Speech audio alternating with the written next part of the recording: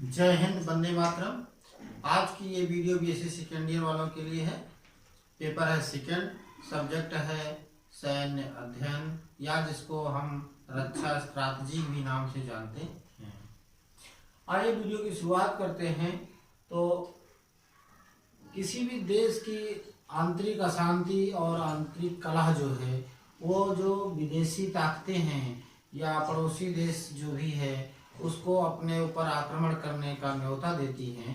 तो आपसी अशांति और अंतरकलह ये अपने देश में व्याप्त नहीं होना चाहिए। कुछ जनजातीय विद्रोह और आपसी अशांति जो है, इसके अलावा भी सैन्य घुसपैठ जो है, आतंकवाद है, इन सब के अतिरिक्त भी कुछ ऐसे खतरे हैं जो असैनिक हैं। ये सैन्य गतिविधियां तो अलग चीज है, जो सैनिकों से अतिरिक्त है वो खतरे कौन कौन से हैं जिसको हम असैन्य खतरा कहते हैं। आतंकवाद तो एक सैनिक गतिविधि है, कार्यविधि है, किंतु भारत में कुछ ऐसे असैन्य खतरे हैं जिसकी वजह से मतलब वो असैन्य खतरे कौन कौन से हैं इसको पहले जान लेते हैं। तो असैन्य खतरों में सबसे पहले आ जाता है क्षेत्रवाद,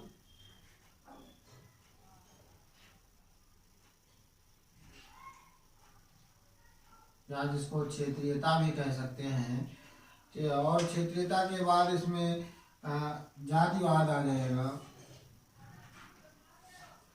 जातीयता कह सकते हैं इसको।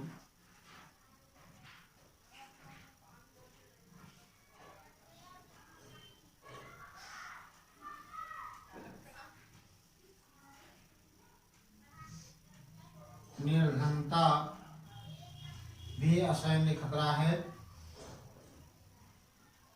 श्रम विवाद,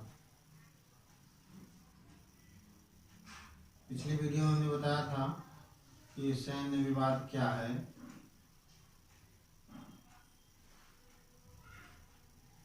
बेरोजगारी है,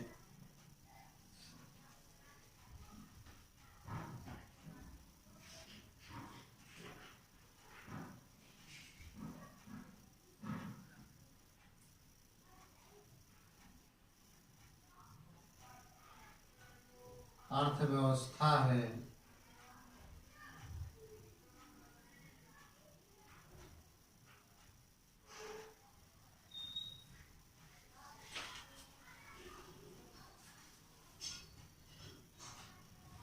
जनसंख्या वृद्धि है, जनसंख्या वृद्धि,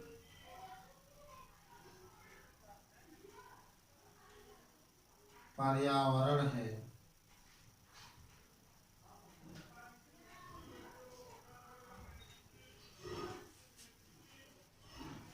प्राकृतिक आपदा है,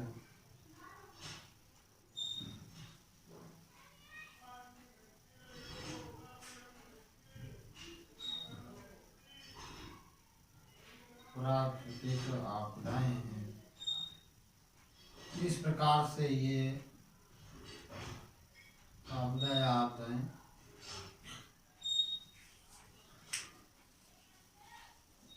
भारत में जो असैन्य खतरे हैं वो क्षेत्रवाद है, जातिवाद है, निर्धनता है।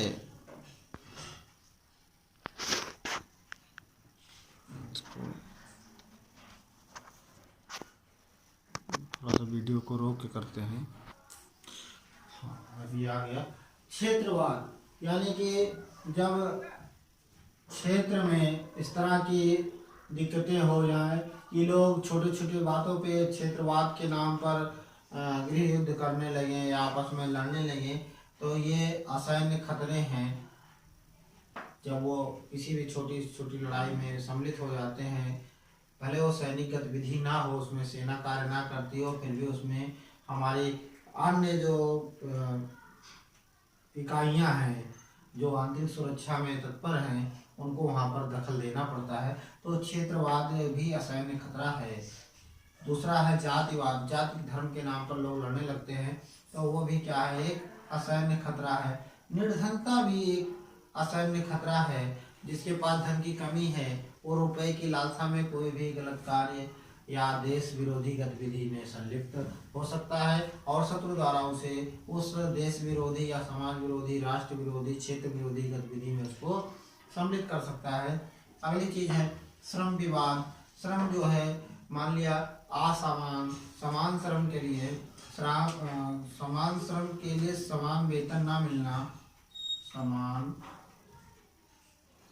श्रम का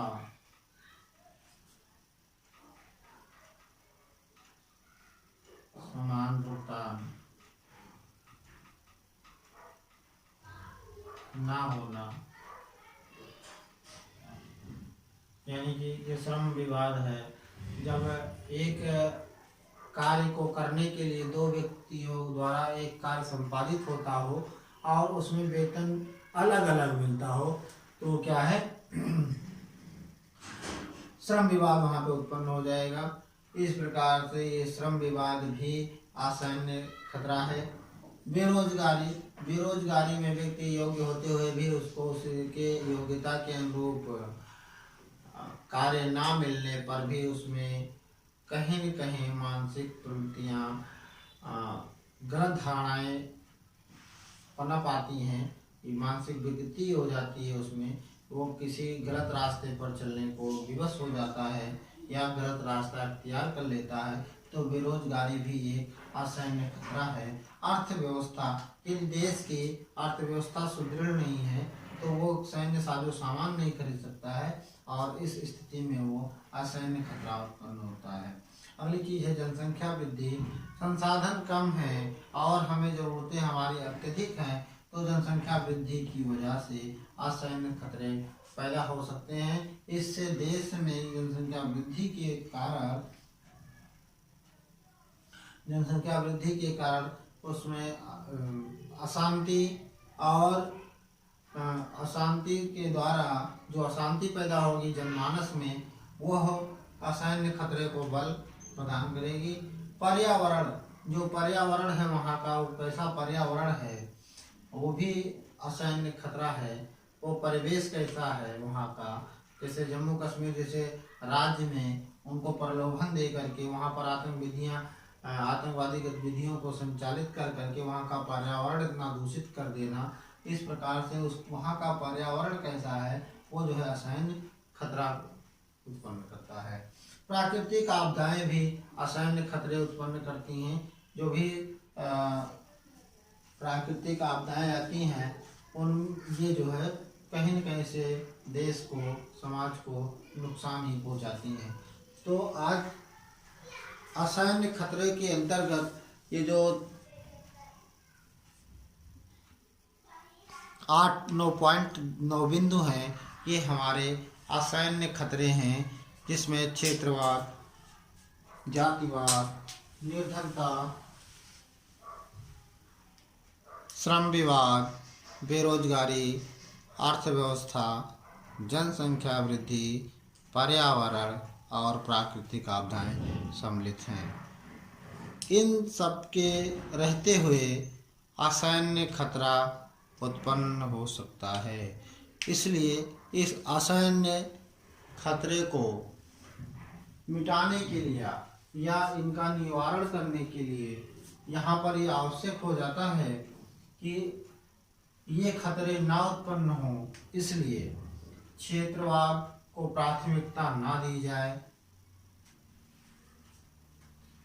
क्षेत्रवाद को प्राथमिकता ना दी जाए, जातिवाद को, वर्ग विशेष को प्राथमिकता ना दी जाए, निर्धनता को वरीयता ना दी जाए, यानी कि निर्धन व्यक्ति को भी समाज के अन्य व्यक्तियों द्वारा, जो सक्षम व्यक्ति हैं उनके द्वारा निर्धनता संबंधी या निर्धनता उन्मूलन संबंधी कार्य करने चाहिए, जिससे असैन्य खतरा ना हो या असैन्य खतरे ना उत्पन्न हो।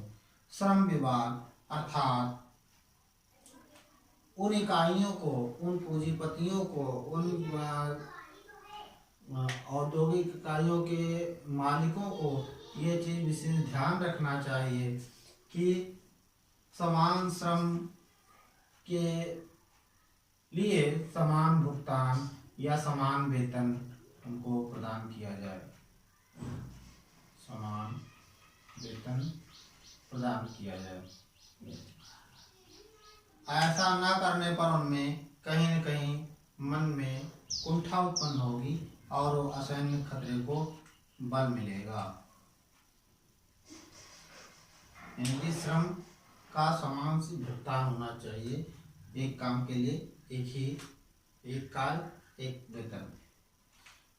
जिन क्षेत्रों में बेरोजगारी है वहाँ पर स्वरोजगार से संबंधित कार्यों को चलाया जाना चाहिए, जिससे उन व्यक्तियों में, योग्य व्यक्तियों में उनकी योग्यता के अनुसार रोजगार मिले और वो किसी देश विरोधी गतिविधि में संलिप्त ना हो।